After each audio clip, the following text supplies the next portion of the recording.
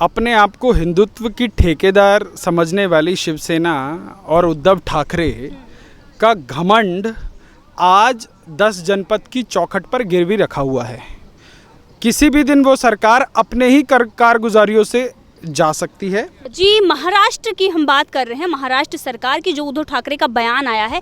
और राजस्थान में तो आपको ही पता ही है कि कुर्सी जा रही है और इसलिए बौखलाहट भी है। पूरे देश में वो जो राजभवन है उसके सामने वो विद्रोह करेंगे, प्रदर्शन करेंगे, धरना प्रदर्शन, तो उनका अलग ड्रामा है। लेकिन महाराष्ट्र की बात करें तो उद्धव ठाकरे ये कह रहे हैं जिनको सरकार गिरानी है वो गिरा दे, यानी कि वो ये खुले ऑफर दे रहे हैं। और जब सरकार गिर जाएगी तब ये कहेंगे कि साजिश के तहत सरकार गिरा दी गई। अशोक चौहान वैसे ही नाराज हैं।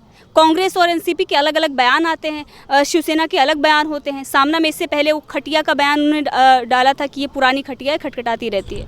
अब उद्धव ठाकरे के सामने आज ये हालात हैं कि निवाला ना खाए बन रहा है, ना निगले बन रहा है, ना उगले बन रहा है।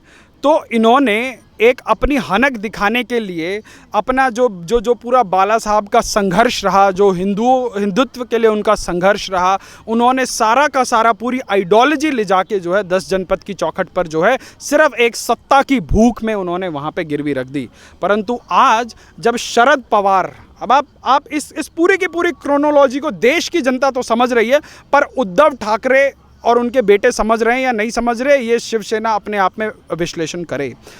जब शरद पवार ने परसों एक बयान की गुगली दी इसी राम मंदिर के मसले पर, तो उसके बाद अब इनकी छटपटाहट हो गई कि मैं राम मंदिर के पक्ष में बोलूं या विपक्ष में बोलूं, क्योंकि गठबंधन की सरकार है। एक कांग्रेस जो आज तक राम के अस्तित्व को नकारती आई, राम मंदिर के बनने पर सारे रोड़े अटकाती आई, और सोने पे सुहागा शरद पवार ने एक बयान दे दिया। अब जो आज तक भाजपा के साथ रहते हुए जो हिंदुत्व की ठेकेदारी कर रहे थे, मराठी मानुस का जो एक नारा देकर एक लोगों के साथ इमोशनल फूल बनाने का प्रयास करते थे, आज उनको समझ नहीं आ रहा कि अब इस मुद्दे पर बोलें या ना बोलें। बोलूं तो सरकार जाए, ना बोलूं तो जो जनता के बीच में जो मैसेज जा रहा है वो बहुत ख़राब जा रहा है। तो इनकी हालत आगे कुआं पीछे खाई। सरकार आज नहीं तो कल गिरनी ही गिरनी है, इनको भी पता है, क्योंकि ये जो बैसाखियों के ऊपर टंगी सरकार है ये चंद दिनों की मेहमान है। और इनका जो गवर्नेंस का मॉडल है, देखिए इतने सालों से बीएमसी के ऊपर शिवसेना काबिज है। यदि इन लोगों का अगर कोई गवर्नेंस का मॉडल होता तो महाराष्ट्र की जनता देख चुकी होती। आज भी जरा सी बरसातों के बाद पूरा का पूरा मुंबई डूब जाता है। तो ये बीएमसी और जो शिवसेना के नेतृत्व ने गवर्नेंस दिया है, और ये जो आज एक लंगड़ी सरकार चलाई जा रही है, और जो अपने आप को बहुत ज़्यादा बोलते हैं कि मेरा जो इस विषय में इतनी रुचि थी, तो इतनी रुचि वाली सरकार का नेतृत्व जो डेड बॉडी हैं उनके बॉडी कवर्स पे हज़ारों का घोटाला कर रहा है। सर, बीजेपी की सरकार भी रही है, अगर बीएमसी पर आप बोल रहे हैं शिवसेना और उसके पास कोई मॉडल नहीं था, अगर होता तो स्थिति बेहतर होती। तो बीजेपी की भी सरकार रही है महाराष्ट्र में, क्योंकि इससे पहले बीजेपी की सरकार थी गठबंधन में। निसंदेह भाजपा ने शिवसेना के साथ मिलकर जो है 5 साल सरकार चलाई, परंतु यही उद्धव ठाकरे और उनकी पार्टी थी कि जिस थाली में खाती थी उसी थाली में छेद करती थी, और तमाम जो है हमेशा जो है एक एंटी गवर्नमेंट, एक सत्ता में भागीदारी होते हुए जो है सरकार के साथ एक मेल जोल ना बनाकर जो है रोज़ वहाँ पे एक तनातनी वाला माहौल होता था। फिर भी जो भाजपा है उसने जो है पूरा का पूरा एक अपना पेशेंस दिखाते हुए 5 साल जनता के मैंडेट को शिरोधार्य करते हुए ऐसी कठिन विकट स्थिति में भी सरकार चलाने का, एक अच्छी गवर्नेंस देने का काम किया। और जिसका उदाहरण है कि आज जब भाजपा महाराष्ट्र के अंदर लगभग 160 सीटों पे चुनाव लड़ती है तो 105 सीटें जीत के आती है। तो ये जनता ने जो है उनका असेसमेंट किया है, और शिवसेना का क्या हश्र हुआ है वो देश की जनता के सामने है। जी, भविष्य पर आप महाराष्ट्र के भविष्य पर क्या बात करेंगे, थोड़ा शॉर्ट? देखिए, भविष्य बहुत ही अंधकार में है, राजनीतिक अगर तरीके से मैं बात करूं, क्योंकि शिवसेना ने जो जनता का मैंडेट था, जो आपका गठबंधन का मैंडेट था, उसके साथ उन्होंने डिच किया है, जनता को धोखा दिया है, और अपने विरोधी विचारधारा वाले लोगों की गोदी में जाके बैठ गए हैं। और आज उनको जब इस देश के ऊपर कोरोना का जो हाहाकार मचा हुआ है, तो उनको ना कोरोना संभाला जा रहा है, ना प्रदेश संभाला जा रहा है, ना सत्ता संभाली जा रही है। वो हर छोटी छोटी चीज़ों पर जो है पैनिक करते हुए दिख रहे हैं। केंद्र के साथ सामंजस्यता बिल्कुल नहीं है, क्योंकि अकड़ है। जहां आपके अंदर एक अकड़ नाम की चीज़ आ जाती है, तो फिर वहां पे जो है गवर्नेंस, आपको गवर्नेंस देने के लिए फ्लेक्सिबिलिटी की ज़रूरत है, आपको लचीला होना पड़ता है। देश के अंदर और भी तमाम राज्य हैं, उड़ीसा सबसे बड़ा एग्जाम्पल है, वो एक नॉन एनडीए स्टेट है, रूल स्टेट है, पर वहाँ के मुख्यमंत्री निसंदेह बहुत अच्छा काम कर रहे हैं। तो विगत में भी तमाम ऐसे उदाहरण रहे हैं कि केंद्र और राज्यों में अलग अलग सरकारें रहते हुए भी उस स्टेट की या केंद्र की नेतृत्व के फ्लेक्सिबिलिटी के आधार पर स्टेटों ने बहुत अच्छा काम किया है। इस चीज़ को सीखना चाहिए था उद्धव ठाकरे को, इस अपॉर्चुनिटी को इनकैश करना चाहिए था और महाराष्ट्र की जनता को जो है उनको एक अच्छा गवर्नेंस देना चाहिए। जी, आपका बहुत बहुत धन्यवाद। और राम राम बोलते बोलते उद्धव ठाकरे ने कब से कलमा पढ़ना शुरू कर दिया, शायद उन्हीं को नहीं समझ आया। परंतु सत्ता की जो उनकी डेस्परेशन थी, वो उनको उस मुकाम तक ले गई कि आज वो जो है नए नए बयान देते जा रहे हैं। आज वो कहते हैं कि जिसको मेरी सरकार कल गिरानी हो वो आज गिरा दे। उनकी सरकार आज गिरे चाहे कल गिरे, वो गिरनी है ही, क्योंकि दो वैशाखियों पर टंगी हुई जो एक सरकार है, जो बिना जो इतने सालों की राजनीति में जो एक दूसरे के लिए आंखों में चुभने वाले लोग आज कैसे सिर्फ एक सत्ता की मलाई के लिए कैसे एक प्लेटफॉर्म पर आ गए, ये देश की जनता, महाराष्ट्र की जनता बहुत अच्छे से देख रही है, जान रही है। राम राम बोलकर तुष्टीकरण की राजनीति का नया अध्याय जो उन्होंने इस देश की राजनीतिक इतिहास में जोड़ा है, इसके लिए उनको कई लोग सोशल मीडिया पर मॉडर्न एरा का औरंगज़ेब तक बोलने लगे हैं। उसका उदाहरण मैं बताता हूँ। जो कल तक संप्रदाय के आधार पर जो है रिजर्वेशन देने के लिए मना करते थे, वो लोग 5% जो है मुसलमानों को आरक्षण देने का जो है बात कर रहे हैं अपने प्रदेश के अंदर। और अभी जो बिल्कुल लेटेस्ट न्यूज़ है कि 1,80,00,000 रुपए जो उद्धव ठाकरे की सो कॉल्ड हिंदुत्व वाली सरकार है, वो मदरसा शिक्षकों को जो है वेतन देना चाह रही है 8 जिलों के 121 मदरसों में। ये एक बहुत छोटा सा आंकड़ा है कि 8 जिलों के 121 मदरसों में।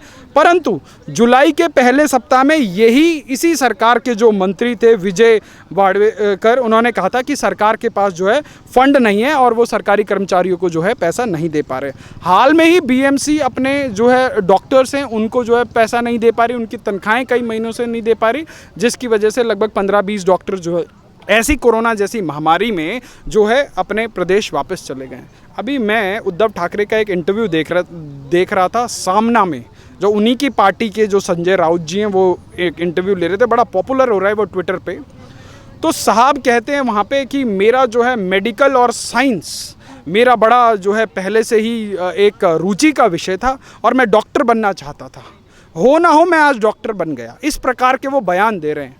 अगर उनकी इतनी ज़्यादा रुचि थी तो आज जो महाराष्ट्र देश में सर्वाधिक कोविड के केसों के लिए जो जाना जा रहा है, आज जो मुंबई जो वुहान बन गया है, वो हालत आज नहीं होती।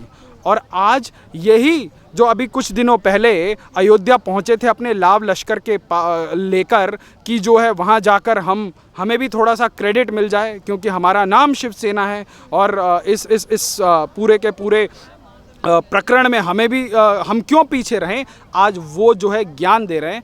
देखिए, राम मंदिर कोई एक साधारण मंदिर नहीं है, ये विश्व भर में रहने वाले करोड़ों हिंदू लोगों का, सनातन धर्मियों का आस्था का सबसे बड़ा प्रतीक है।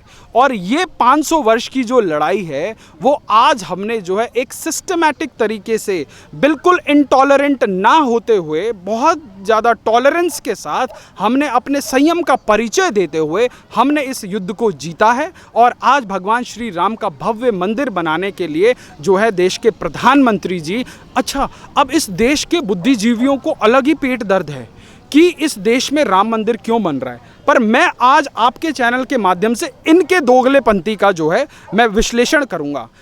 1947 से लेकर 2014 तक इस देश की तमाम सरकारों ने अरबों रुपया, हजारों करोड़ों रुपया हज यात्रा की सब्सिडी के नाम पर बांट दिया देश में मुसलमानों को खुश करने के लिए, तुष्टीकरण की राजनीति को प्रभावी करने के लिए। इस देश का एक बुद्धिजीवी आके नहीं बोला कि इतने हजारों करोड़ रुपए से कितने मंदिर बन सकते थे, कितने स्कूल बन सकते थे, कोई नहीं बोला।